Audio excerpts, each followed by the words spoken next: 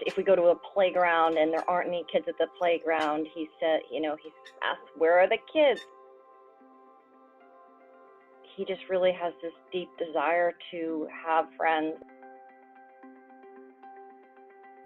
He loves people, he loves connection, he loves being with people.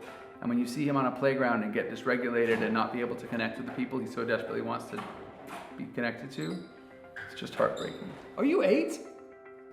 800. Are you 800? That's older than Daddy. The thing with SynGAP kids is they have so many symptoms. So first you have to treat the seizures. And once you get the seizures under control, then you need to treat the behaviors. But at that point, you're losing your mind because they're not sleeping, so you have to treat the sleep. You get your diagnosis. You're on your own. And you need to fund research in your disease. So where do you begin? And so we spent a lot of time. We probably spent 6 months, and we had a lot of phone calls. We're not scientists, but there were a lot of scientists who were very giving of their time, willing to talk to us. And the conclusion of that sort of 6 months of diligence was there's a target, there's research that needs to be done, and probably no one's going to do it unless parents fund it. Parents encourage it. And then I heard Matt talk. Matt Wilsley, and he said, he just got up there and said very blasé, you get diagnosed, raise some money, fund some postdocs. And I was sitting in the audience with my newly diagnosed, I said, I get fund postdocs. How do you even do that? Can you buy these online?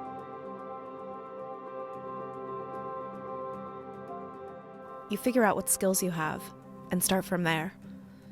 Ashley's work is about investing in companies. She can read people, pick up on their motivations within a minute of meeting them. This means she has a razor-sharp sense about return on investment. As for Mike, he's spent years in the nonprofit and grant-making world. He knows how funding and relationships work, and how to make sure every dime of that funding gets used the way it's intended to be. As we put in our own capital, we stopped and thought about the kind of organization we would want to fund. And we couldn't find that, so we created it, right? So the SRF logo says collaborations, transparency, urgency. That's what we built that we couldn't find. Collaboration means 2 things.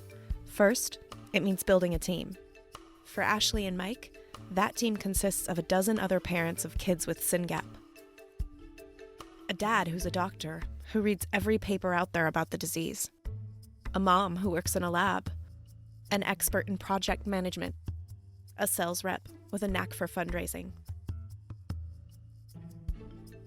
And second, collaboration means finding researchers with the openness to share their work. I think part of it is identifying people who are collaborators by nature. They started putting certain terms in their foundation's grants agreements, making them conditions, like giving quarterly progress updates, pre-publication sharing with non-competitive researchers. If someone says no to those requirements, Ashley and Mike don't fund them. Watching a child every day growing up with a deficiency, it creates urgency. It's just very, very hard to see that the motivations are different. She knows researchers are driven to publish papers, get tenure. But all the publishing in the world won't help Tony if it isn't therapeutically relevant. So she and Mike are constantly talking with researchers, flying all over the country to have these conversations, to encourage scientists to pick projects that will help Tony. And those are the ones that Ashley and Mike choose to fund. We look all around us, computing, science, biology, everything, it's all changing so fast. The opportunity to address these problems is we have the tools. Within SynGAP specifically, we've seen mouse models be rescued, we've seen people building assays and getting hits, we have mice, we have organoids, we have iPSC lines, we have really talented scientists, some of whom even talk to each other. There's so much reason for hope.